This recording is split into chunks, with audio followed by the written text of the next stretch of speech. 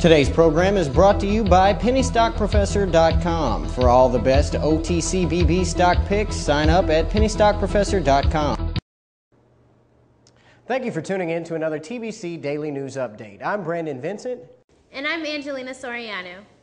Friendster, one of the world's earliest social networking sites, will be sold to an Asian buyer by the end of December for at least $100 million, according to sources familiar with the matter. Friendster will be sold to an Asian-listed firm for more than $100 million in a deal set to be announced by the end of the month, said a source who declined to be identified as the information was not yet available to the public. Friendster, like Facebook, has been struggling to find an effective monetization strategy. The firm rebranded its main website on Friday, targeting a younger audience, and said it will shift its revenue focus from advertising to microtransaction. Headquartered in California, Friendster had turned down a $30 million buyout offer from Google Incorporation 6 years ago, according to newspaper reports. Few American presidents have been greeted with the enthusiasm that Europe demonstrated for Barack Obama on his election. In part, it was in reaction to his predecessor. George W. Bush was never loved in Europe, but there was also the feeling that Obama was a genuine multilateralist. Europeans who welcomed Obama as the candidate of change didn't expect him to agree with them on everything, but they believed that he would at least listen to them. So now that the showroom gloss is off, what's Europe's take on the illustrious leader? Well, in Europe's capitals, there was something of a gulp when the Nobel Peace Prize was announced, a feeling that it was being bestowed in hopes of what would be done rather than in recognition of what had already been achieved. That being said, Obama is still far more popular in Europe than Bush. He is largely praised for his use of diplomacy in lieu of military action. All things considered, Europe's view of Bush was so terrible that any change in the Oval Office would have been welcomed across the pond.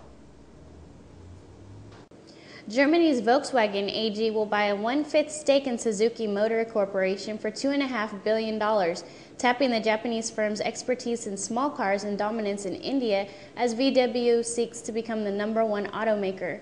The move is the second coup this week for ambitious VW chairman Ferdinand Pike, coming on the heels of the German carmaker's $3.9 billion euro purchase of 49.9% stake in sports car maker Porsche AG.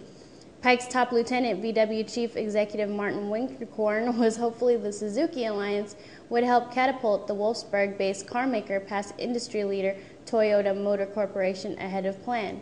Suzuki's CEO repeated that he did not intend for the company he led for 3 decades to come under VW's control. President Barack Obama pressed forward with an expansion of his $787 billion stimulus plan on Tuesday, unveiling job creation proposals that largely build on the initial package, including a hiring tax credit that his own party jettisoned as unworkable and some business owners deemed ineffective. In a speech at the Brookings Institution, Mr. Obama avoided calling his jobs push a new stimulus plan, but White House officials acknowledged that the president was taking stimulus components that he believed worked best at extending and amplifying them.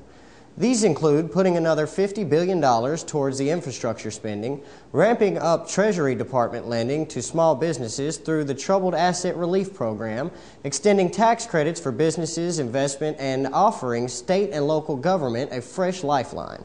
Other ideas that weren't in the February stimulus legislation include a tax credit that rewards companies for hiring workers and tax rebates for individuals who make their homes more energy efficient.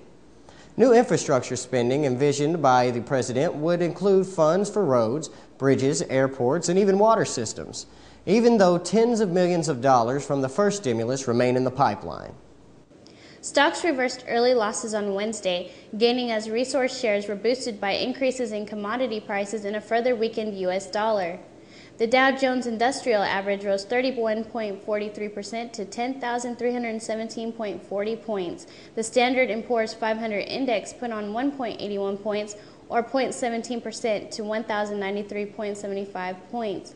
The Nasdaq Composite Index added 1.29 points, or 0.6% at 2,174.28 points. This is the top 10 trading stocks for December. Number 10 is Bruker, BRKR. Number 9 is Tenaris, TS. Number 8 is ArcelorMittal, MT. Number 7 is Acergy, ACGY. Number 6 is Western Sizzlin, WEST. Number 5 is Williams Partners, WPZ. Number 4 is China Sky One Medical, CSKI. Number 3 is WNT Offshore, WTI. Number 2 is Kirkland's, KIRK. And number 1 is Encore Acquisition, EAC. Have you been denied a credit card, car loan, mortgage, apartment rental, or even a cell phone? Your credit score is probably under 720. Change your score and change your financial future with Philip Tyrone's 7 Steps to a 720 Credit Score. We'll show you how to raise your credit score for free. In just weeks, this simple system can get you approved and save you money. That knocked our interest rates down from 11% to 7%. I ended up saving $2,500 a month. The first 100 callers will get Philip Tyrone's groundbreaking book for free. Just pay processing. That's a $30 value free. And if you call within the next 15 minutes, you'll get a free ticket to a phone-in seminar with Philip Tyrone himself. This exciting personal teleseminar will show you how to instantly improve your credit score and save money every month. Don't let a foreclosure, bankruptcy, missed payments, or short sale get in the way of your financial future. Don't wait. To order, call 1-800-862-7840. That's 1-800-862-7840. Call now. And now for today's green news. Individuals and commercial businesses around the world are increasingly drawn to small wind turbines to supplement energy consumption. According to a report released Wednesday by Pike Research, the niche industry of small wind turbines, which saw $165 million in revenue in 2008 and $203 million in revenue in 2009, will grow to $412 million by 2013. According to Pike's Small Wind Power Report, it can attribute the fact to cost per watt basis, which many are finding small wind turbines less expensive than solar panels. However, there are still places that view wind turbines as visual pollution. But with the increasing government support through legislative reviews and incentives, it seems that the government will bridge this gap. Thanks for watching TBC Today. I'm Angelina Soriano.